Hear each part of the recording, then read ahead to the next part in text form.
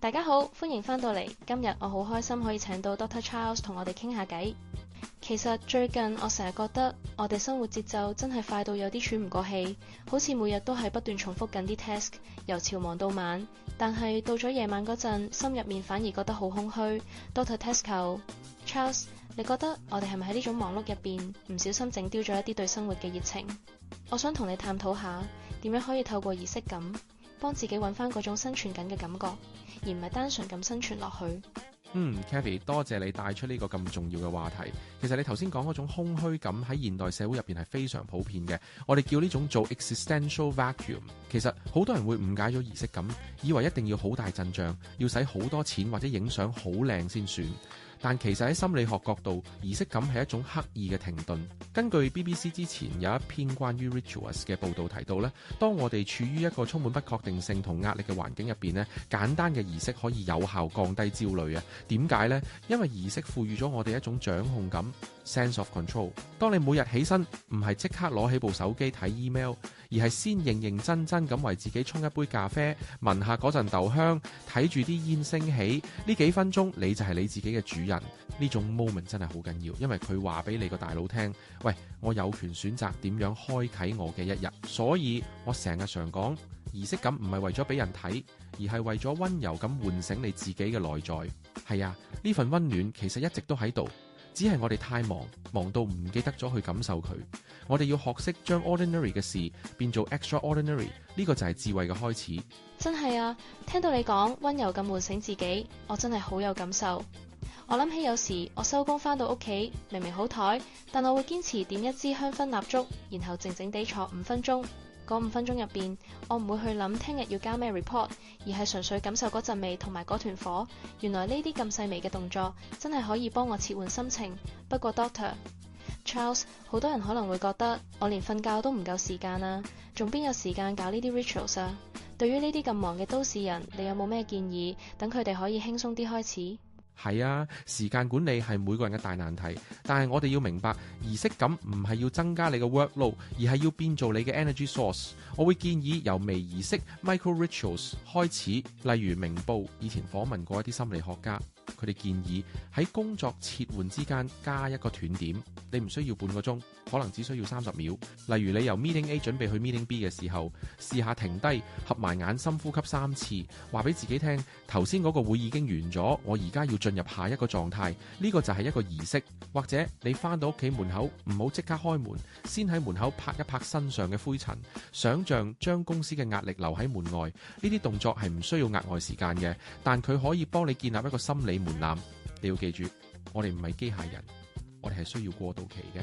如果你將生活睇成一段一段嘅音樂，儀式感就係入面嘅休止符，冇咗休止符，音樂就會變成噪音。所以呢，唔好將佢諗得太複雜。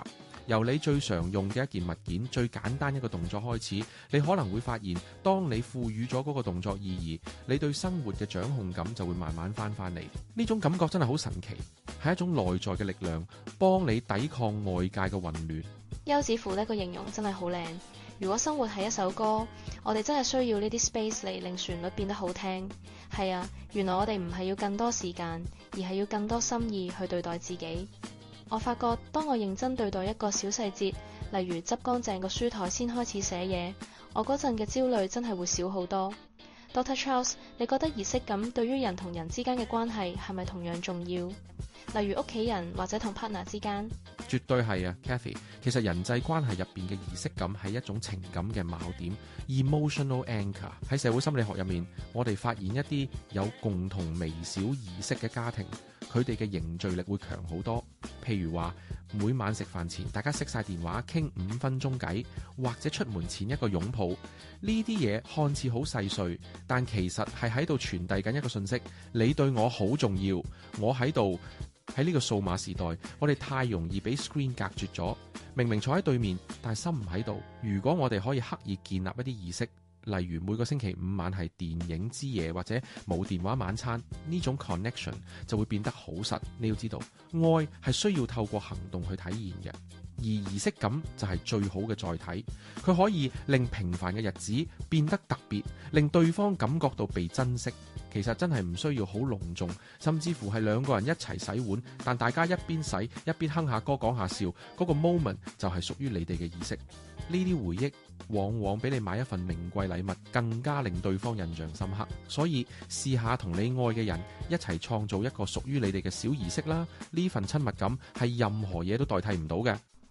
真係好溫暖。原來儀式感係一種愛的語言。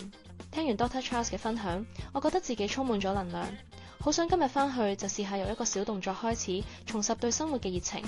真係好感激你今日咁有啟發性嘅分享，令我明白到儀式感唔係奢華，而係對生命嘅一種尊重。唔使客氣 Kathy， 我都好開心可以同你傾。其實每個人心入邊都有一團火，只係生活嘅繁瑣有時會令嗰團火變細咗。儀式感就好似係輕輕咁幫嗰團火撥下風，等佢再次燒得亮麗。我希望聽眾朋友們都可以揾到屬於自己嘅嗰份儀式，唔好急，慢慢嚟，由一份心意開始就足夠啦。最後，我想請 Dr. Charles 送俾大家2到3個反思問題，等大家可以喺呢個星期諗下點樣可以喺生活入邊加入儀式感。好啊，大家可以試下問自己呢3個問題。第一，喺你一日入面有邊一個 moment 你覺得最自在、最似翻你自己？你可唔可以為呢個 moment 加上一個專屬嘅動作？第二，如果你要揀一件日常用品去代表你對生活嘅尊重，你會揀邊樣啦？例如係一個杯、一支筆或者一對襪。第三，喺你同最親近嘅人之間，有冇一個小動作係可以令對方感受到我喺度呢？大家可以試下喺生活入邊揾答案。好深刻嘅問題，大家一定要好好諗下。多謝 Dr. Charles， 今日嘅分享就到呢度，希望大家都能夠重拾屬於自己嘅儀式感。下集茶找智慧，再見。